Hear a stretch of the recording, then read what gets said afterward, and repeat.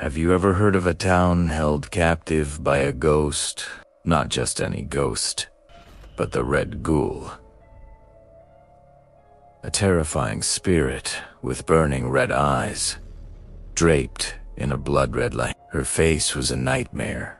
One side a beautiful woman, the other a monstrous beast. This ghoul had an iron grip on a secluded village, creating a prison of fear. No one could enter, and no one could leave. The people lived in constant dread, their lives dictated by the whims of this malevolent spirit. The stories of her cruelty reached the ears of the king, who was deeply troubled by the plight of his subjects. Desperate to free the village, he made a grand proclamation. A huge reward would be given to anyone brave enough to defeat the Red Ghoul and liberate the town. Many warriors and wise men heard the announcement, but fear kept them away. The legend of the Red Ghoul was just too powerful. But then, one young man stepped forward. He was not only remarkably handsome, but also incredibly intelligent and courageous. He accepted the king's challenge, his heart set on freeing the trapped villagers. With a determined spirit, he ventured towards the cursed village, a place others dared not approach. He knew that brute force wouldn't be enough against such a powerful entity. He needed a plan, a clever strategy to outwit the ghoul. As he carefully entered the desolate streets of the village, he didn't look for the ghoul herself. Instead, he sought out her son. The young man, using his charm and wit, managed to befriend the ghoul's son. He spent days gaining his trust, listening to his stories, and sharing his own. He showed him kindness, something the boy had likely never experienced from a stranger. Finally, the friendship paid off. The ghoul's son, feeling a bond with the young man, revealed a monumental secret. He confessed that his own life, and more importantly, his mother's, were not contained within their body. Their spirits, their very life force, were magically bound inside a parrot. This parrot was locked in a cage, hidden deep within a remote and treacherous cave, far from the village. This was the key, the vulnerability he had been searching for. The young man knew what he had to do. He thanked the ghoul's son and immediately set off on a new quest.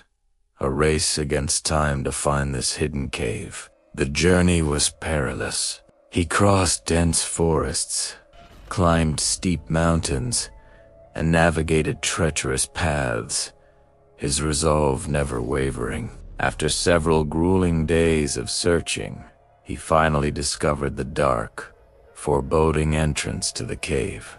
Inside, just as the son had described, he found the cage. And inside the cage was the parrot, the vessel of the Red Ghoul's power. Carefully, he took the cage and began his journey back to the village.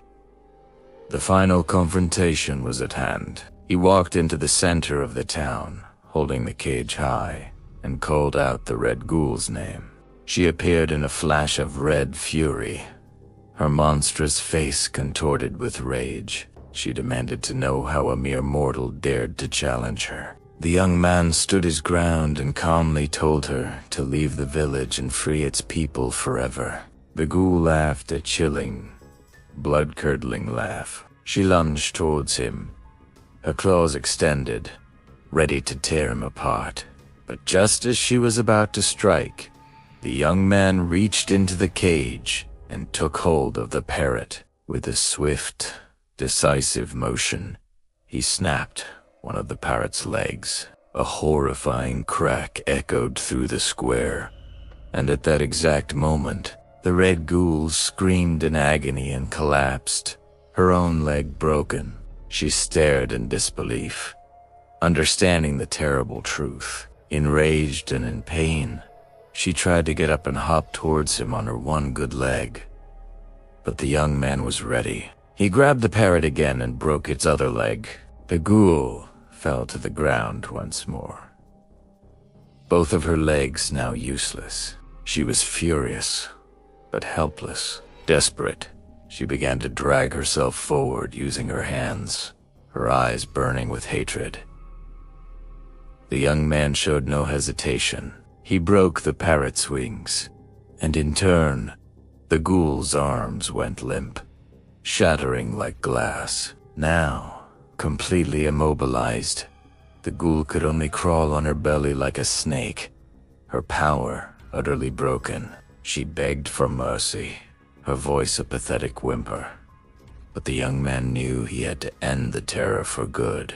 With one final, resolute act, he twisted the parrot's neck. There was a faint snap, and in the village square, the Red Ghoul let out one last, silent scream before her body dissolved into a cloud of red dust, vanishing forever. A stunned silence fell over the village, followed by an eruption of cheers. The people were free. They rushed to the young man, thanking him, celebrating their liberation from the nightmare that had plagued them for so long. The news of his victory reached the king, who was overjoyed. He summoned the young hero to his palace. True to his word, the king not only rewarded him with immense riches, but also offered him the hand of his beloved daughter in marriage. The young man, once a simple adventurer, became a prince and, eventually, the next king, ruling with the same intelligence and courage that had saved a village from the clutches of the Red Ghoul.